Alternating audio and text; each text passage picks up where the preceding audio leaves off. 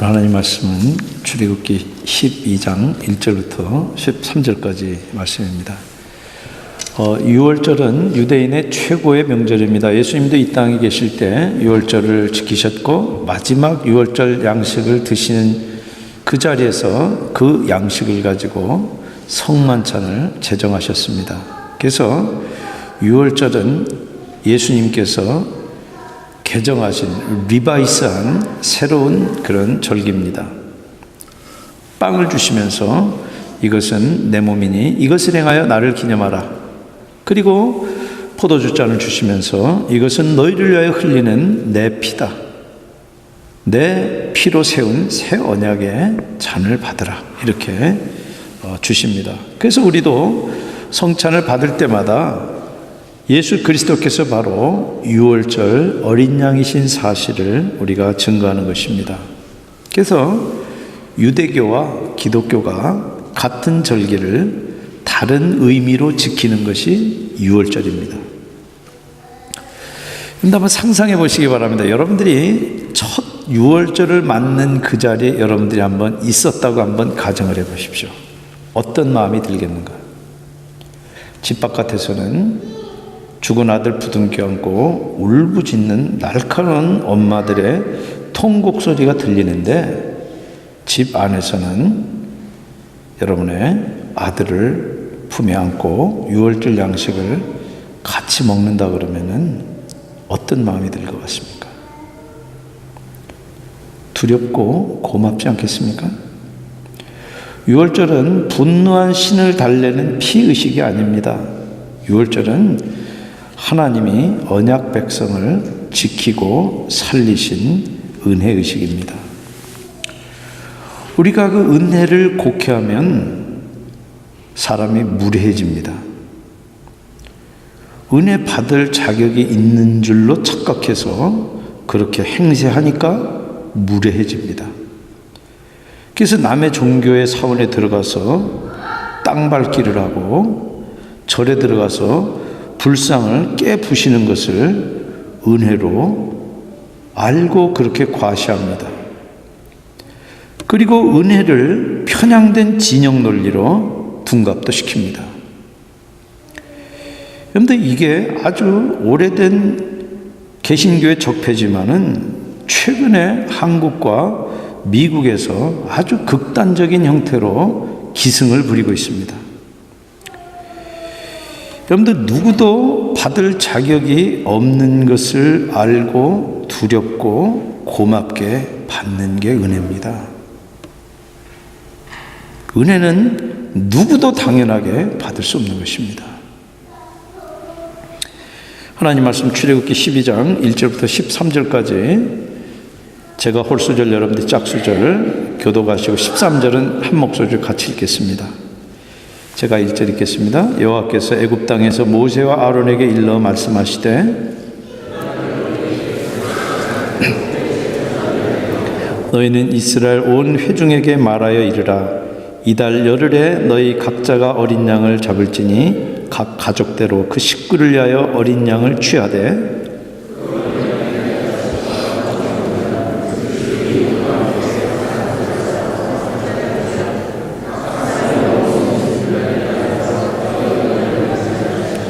너희 어린 양은 흠없고 일련된 수컷으로 하되 양이나 염소 중에서 취하고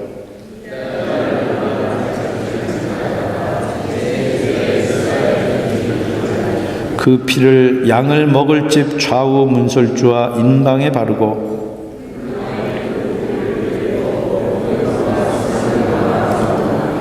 날 것으로나 물에 삶아서 먹지 말고 머리와 다리와 내장을 다 불에 구워 먹고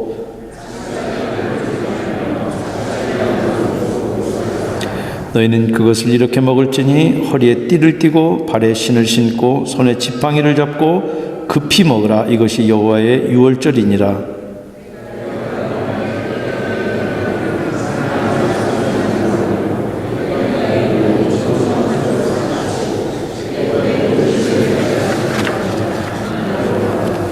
같이 읽겠습니다. 내가 애굽 땅을 칠 때 그 피가 너희가 사는 집에 있어서 너희를 위하여 표적이 될지라. 내가 피를 볼 때 너희를 넘어가리니 재앙이 너희에게 내려 멸하지 아니하리라. 아멘. 잠깐 같이 기도하시겠습니다. 성령 하나님, 오늘 저희들이 봉독한 이 말씀이 3500년의 전에 남의 나라 이야기가 아니라 바로 지금도 살아계신 하나님께서 친히 우리들을 향해서 우리들의 가슴판에 기록하신 생명의 말씀 되도록 성령 하나님께서 친히 이 말씀 가지고 말씀하여 주시옵소서.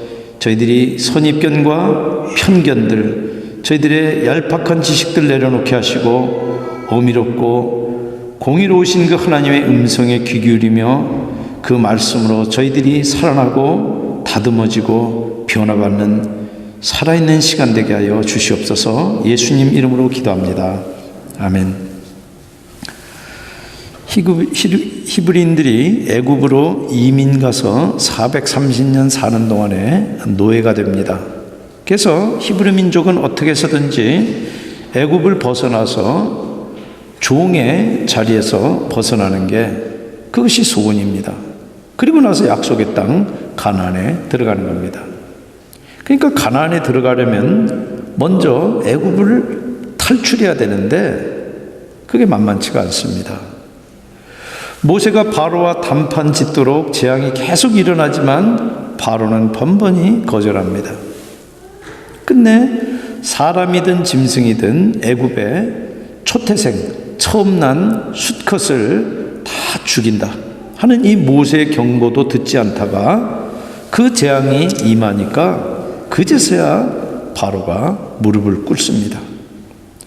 히브리 노예들이 애굽을 떠나도록 모세에게 허겁지겁 내줍니다. 그런데 바로 그 마지막 재앙 직전에 히브리인들이 지켜야 할 의식이 바로 유월절입니다. 유월절은 영어로 패스오버, 지나간다라는 얘기고 한자로 지날 넘을 유 넘을 월입니다. 그래서 지나간 절기라는 그런 의미를 가진 절기입니다. 죽음의 천사가 넘어갔다. 애굽인 가정은 치고 히브리인 가정은 넘어간 그런 절기를 유월절이라고 합니다. 그래서 히브리인들이 쓰는 달력으로 니산월이 정월입니다. 정월 열흘째 10일 날 어린 양이나 염소를 고릅니다. 기준은 아무 흠 없는 1년 된 수컷입니다. 고를 때 식구가 적어서 한 마리를 다 못 먹겠으면은 이웃이 합쳐서 고르게 했습니다. 이게 우리가 자본주의 논리에 빠지면은 낭비하지 말라는 거구나 그렇게 이해하기 쉬운데 포인트는 그게 아닙니다. 이웃이 함께하라는 겁니다. 4절 보시면 각 사람이 먹을 수 있는 분량이 이 말씀을 하신 하나님의 의도고 목적입니다. 그러고 나서 열흘째 골라놨다가 열 나흘에 양을 잡았으니까 고른 날로부터 잡는 날까지 사흘 기간이 있습니다. 그래서 그 사흘이 도대체 무슨 의미가 있는가를 두고 여러 논쟁이 있습니다. 어떤 문화적인 해석은 다 제껴놓고 여러분들 여호수아서를 보면은 지금 출애굽기는 애굽에서 빠져나오는 것이고 여호수아서는 가나안에 들어가는 얘기입니다. 그런데 출애굽해가지고 광야에서 40년 있는 동안에는 아무도 할례를 받지 못했습니다. 히브리인 남성들의 성기에 끝에 표피를 잘라내는 것을 할례라고 이야기합니다. 그런데 여호수아서 보면은 요단강을 건너서 길갈이라고 하는 곳에 가서 유대인들이 할례를 받고 그 할례가 굉장히 고통스러워서 회복 기간이 필요한데 그 회복 기간이 사흘입니다. 그러고 나서 회복이 끝나고 나서 할례 받고 사흘이 지난 그때가 바로 니산월 열 나흘 그때 바로 유월절을 지킵니다. 그러니까 광야에 들어간 것과 광야에서 벗어난 것이 정확하게 니산월, 열나흘, 유월절입니다. 그리고 역순으로 빠져나올 때 사흘, 들어갈 때 사흘이 거기에 대칭돼서 이렇게 있는 것입니다. 여러분들 6절에 보시면 해가 질 때 어린 양을 잡아야 하고, 그러면은 10번째 재앙이 시작되는 정확한 시간대에 맞춰서 필요한 유월절 양식과 어린 양의 피가 준비됩니다. 그리고 22절에 보시면은 우슬초로, 이 꼭 안개꽃 비슷하게 생긴 끝에 하얀 꽃이 달려있는 그런 풀입니다. 그것을 어린 양의 피를 묻혀가지고 임방과 문설주에 뿌리도록, 바르도록 그렇게 합니다. 왜 바릅니까? 죽음의 재앙을 피하기 위해서. 피가 발려진 그 집에 들어가서 잡은 그 양고기를 구워서 먹으면은, 그러면서 무교병과 이스트가 들어가지 않은 그런 빵과 쓴 나물과 함께 먹으면은 죽음의 사자가 그 집을 패스오버, 유월한 것입니다. 그래서 먹을 때 허리에 띠를 띠고 발에 신을 신고 손에 지팡이를 든 채 상당히 불편했을 거예요. 그렇게 먹은 겁니다. 왜냐하면은 급히 떠날 채비를 한 채 먹은 것입니다. 그리고 이 비슷한 그런 제사 방식이 피스 오퍼링이 있습니다. 이 화목제가 있는데 화목제는 삶습니다. 근데 이거는 화목제하고 성격이 비슷한데 구워 먹게 했습니다. 삶으려고 그러면은 큰 그릇이 필요합니다. 그리고 시간도 훨씬 많이 걸립니다. 그런데 구워 먹으면은 광야에서 그런 도구도 없을 뿐만 아니라 바베큐가 시간이 사실은 제일 적게 걸리는 그런 조리법입니다. 물론 이 첫 유월절하고 그 다음 두 번째 유월절부터는 규정이 좀 바뀝니다. 첫 유월절이 아닌 다음에야 피를 발라야 될 이유가 없기 때문에 그렇습니다. 그러나 여전히 쓴 나물과 무교병과 구운 양고기를 먹습니다. 랍비들은 이 쓴 나물을 상추, 민들레, 치커리 이런 것들을 쓴 나물로 봤습니다. 이것은 강제 노역으로 괴로웠던 때를 상징하는 겁니다. 근데 11절 급히 먹으라 하는데 이 급히에 히브리 단어에 다른 뜻이 또 있습니다. 두려움, 놀람 이런 뜻이에요.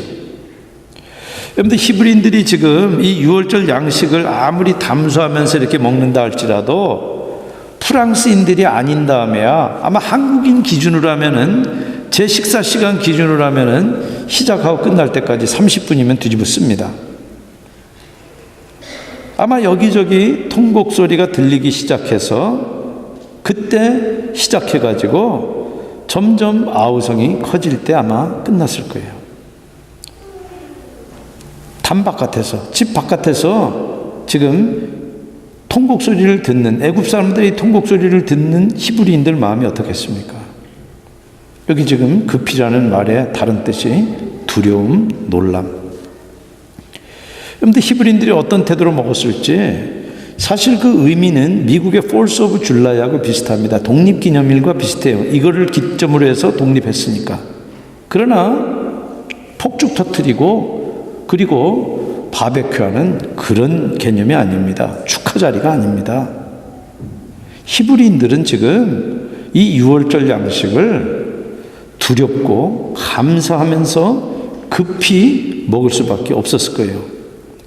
왜냐하면 자기들은 해방받고 구원되는 일이지만은 그것은 지금 이 애굽 사람들에게는 장자들과 짐승의 초태생들이 죽는 그런 일이에요.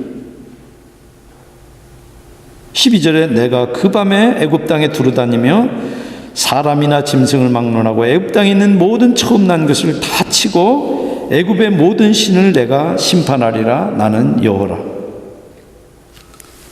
근데 전국에서 한날 한시에 사람과 가축이 떼죽음 당한다고 한번 생각해 보세요. 얼마나 기가 막힌 일이겠는가. 근데 한국이 아직 조리독감에서 못 벗어나고 있는데 사람들까지 지금 그러고 있다고 한번 상상을 해보세요.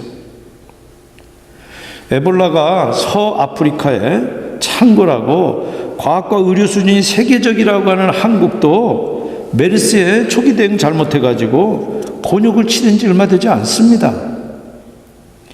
근데 고대인들이 그거하고는 견줄 수 없는 어마어마한 재앙을 지금 겪으면은 얼마나 충격받고 얼마나 두렵겠습니까? 곁에서 비록 자기들은 죽음을 모면하고 있지만은 애굽에서 일어나는 그 떼죽음을 직접 목격한 히브리인들이 그걸 잊을 수 있겠습니까? 바로 그 일로 출애굽을 했고 그 일을 역사로 기록하면서 역사는 팩트만 기록하는 것이 아니라 그 팩트에 담겨있는 의미를 기록하는데 히브리인들이 출애굽한 그 역사의 경험을 애굽의 모든 신을 심판하신다. 이렇게 해석을 한 거예요. 그런데 여기 애굽의 모든 신은 애굽의 우상만 포함하는 게 아닙니다. 바로 자체가 반신반인이에요. 그리고 반신국적인 애굽의 모든 문화까지 다 포함되는 겁니다. 여러분들, 이런 역사 해석은 비상한 겁니다. 비상하다는 게 엑스트라 오디나라는 뜻도 있지만은 좀 이상하다는 뜻도 있는 거예요.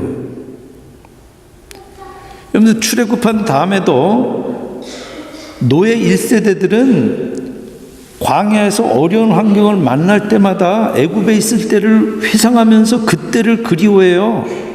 아, 그때는 부추도 먹고 마늘도 먹고 고기를 솥에 놓고 먹었는데, 먹기는 어떻게 먹어요? 종들이 훔쳐 먹은 거지. 그런데 그때를 그리워하면서 돌아가고 싶어한 것이 출애굽의 계속 역사입니다. 그때뿐만 아니라요, 나중에 가장 강력한 통일 정권을 세웠던 것이 솔로몬인데, 솔로몬 때도 애굽은 여전히 두려움의 대상입니다.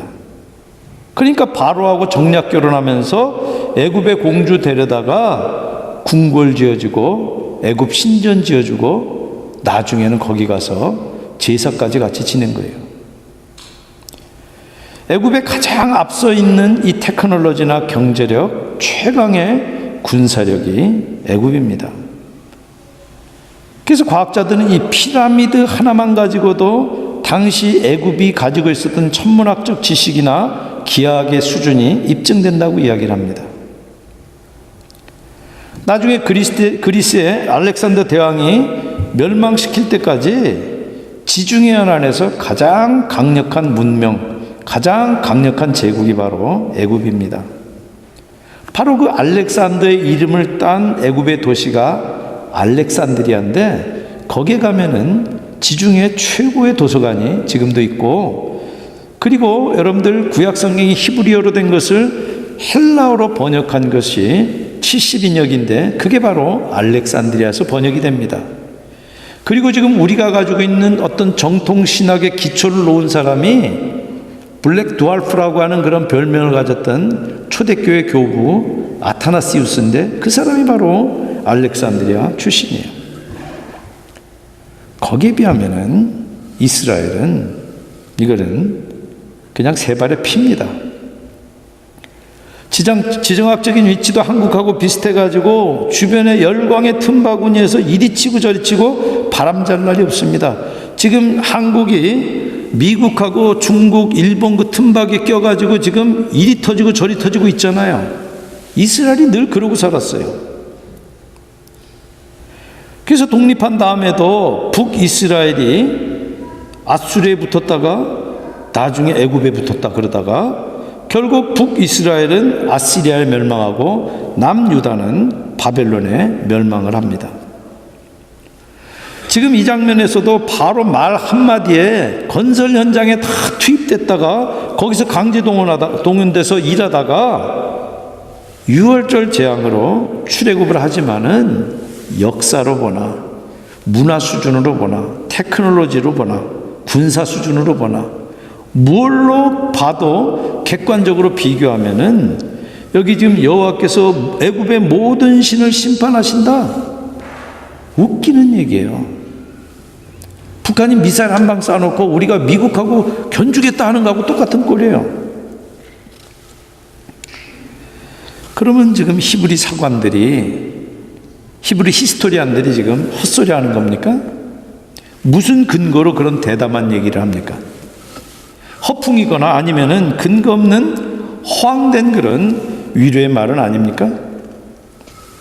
만약에 일부 자유주의 신학자들은 이 출애굽기를 그렇게 설명을 합니다. 출애굽기는 한 놈, 두 놈 애굽의 종놈들이 도망가 가지고 광야에 지나가다 광야에 불 펴놓고 그 불가에서 자기들 이야기를 막 부풀려서 이야기하다 모아진 게 출애굽기라고 그렇게 얘기를 합니다. 만약 그렇게 해석을 한다 그러면은 그건 허황된 얘기예요. 그러나 유월절과 출애굽의 기록은 아주 엄밀한 역사적인 팩트고 역사적인 기록이고 해석입니다.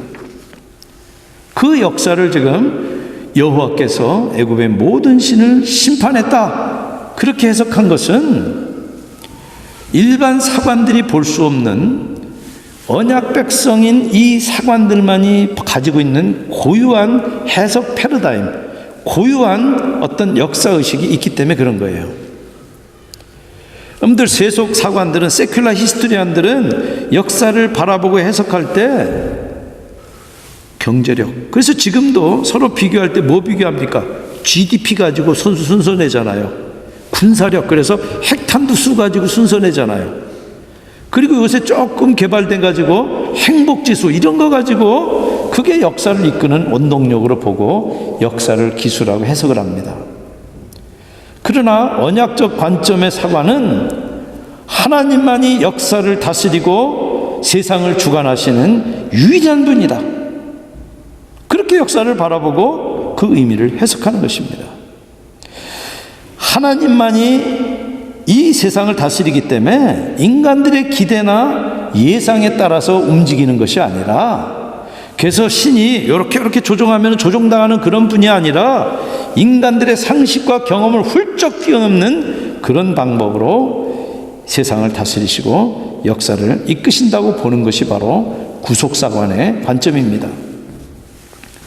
그런데 본격적인 이스라엘 역사가 쓰여진 게 사무엘서인데, 사무엘서의 주제가 강한 자를 꺾고 약한 자를 세우신다는 역설적인 그런 주제예요.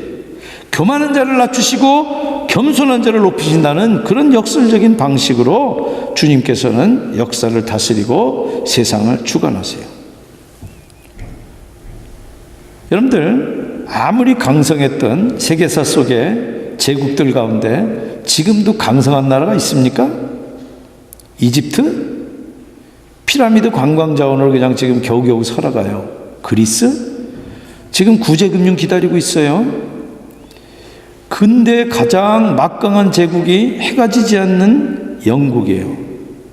그런데 영국이 해가 지지 않을 때 식민지였던 한국하고 지금 영국하고 별 차이가 없습니다.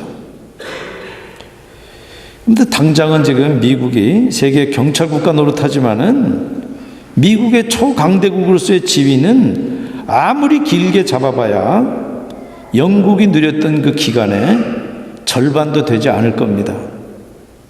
물론 제가 그때까지 살 수 없기 때문에 장담은 못합니다. 여러분들, 출애굽기를 기록한 이 사관이 그 사실을 분명하게 꿰뚫어 보니까 당장은 비교가 안 되고 당장은 이게 세 발의 피 같은 그런 상대를 할지라도 여호와께서 애굽의 신을 심판하고 언약 백성을 재앙해서 지키신다, 대담하게 해석한 것이지 허풍이 아닙니다. 그리고 그렇게 해석한 대로 언약의 그 역사가 이루어져 왔습니다. 근데 왜 애굽의 신을 심판합니까? 그럼 상투적으로 이런 말들을 많이 들으셨을 거예요. 아, 히브리는 초슨 피플, 택한 백성이고 애국은 아니라서 그렇다. 그렇게 공식적으로 상투적으로 이야기하는데 정확하지가 않습니다. 왜냐하면 하나님이 히브리인들을 심판하신 적이 너무나 많아요. 가나안 들어간 다음에도 주변에 블레셋이나 모압, 암몬뿐만 아니라 강대국인 아수르, 바벨론, 메데파사, 그리고 그리스, 로마까지 이스라엘은 끊임없이 역사적인 심판을 받습니다. 그래서 요 장면에서 이 유월절 역사에서 집중해 가지고 해석을 한다 그러면은 이 말은 애굽의 신을 심판한다는 이 말은 하나님은 자기를 절대시하는 권력과 문명을 반드시 손보신다 그 말이에요. 여러분들 자기를 절대시하는 권력과 문명은 처음에는 하나님 없다 그러다가 나중에는 하나님을 바로처럼 거스리는 자리에 서게 됩니다. 세계사를 보세요. 근데 스스로 신이니까 스스로 만든 어떤 제국들 바라보면서 신같이 위세를 떠는 것입니다. 반신반인 바로도 애굽인들 눈에 봤을 때는 신이에요. 영원한 존재예요. 그래서 바로는 죽은 다음에도 피라미드 묘실 안에 있는 그 지하 세계를 영원히 다스리고 산다고 그렇게 믿었어요. 그러니까 묘실에다가 왕실을 꾸미고 그리고 바로 시신을 박제 가지고 미이라를 만든 거예요. 계속 다스려야 되니까. 심지어 자기가 살았을 때 거느렸던 종들과 첩들까지 산채로 함께 묻게 한 바로도 있습니다. 그런 순장은 공자시대 때 중국에서도 있었어요. 그런데 자기를 절대시하는 개인이나 문화는 타인이나 타 문화를 억압하고 착취할 수밖에 없어요. 그게 조금 교양이 있어 보이는 그런 식이나 아니면은 본색을 드러내서 폭력적이냐 하는 그 정도 차이지, 실제로 그 중심에 있는 그 생각이나 사상은 자기 위의 모든 대상은 도구고 수단이고 내가 정복할 그런 대상으로 보는 겁니다. 그런데 지금 이 시대의 애굽의 모든 신은 어떤 것들이겠습니까? 많은 개신교인들이 타종교라 그럽니다.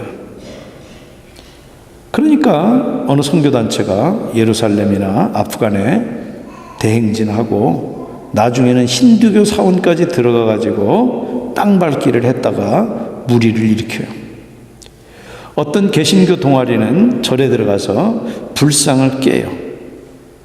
자기 속에서 벌어지는 우상 숭배는 못 보고 그런 배타적인 행위를 통해서 남의 신앙에 대한 적객심을 드러내는 그것을 마치 신앙으로 착각을 해요.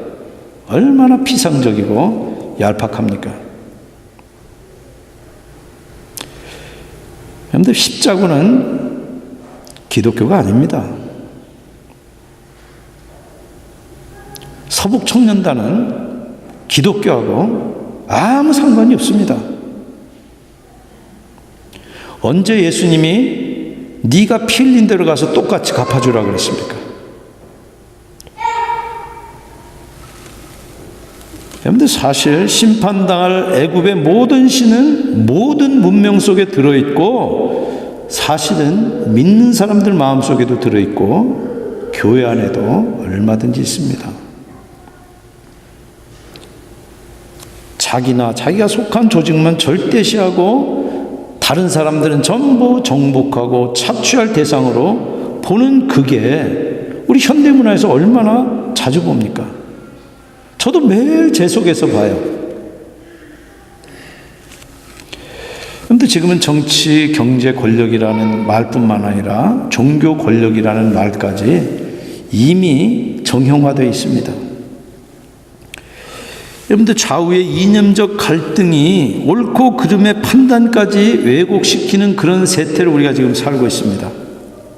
객관적인 사실을 토대로 해서 판단하고 해석 내리지 않고 진영 논리와 이념적인 지향에 따라서 사실조차도 자기가 알고 싶고 믿고 싶은 것만 골라서 그것만 믿고 판단을 해요.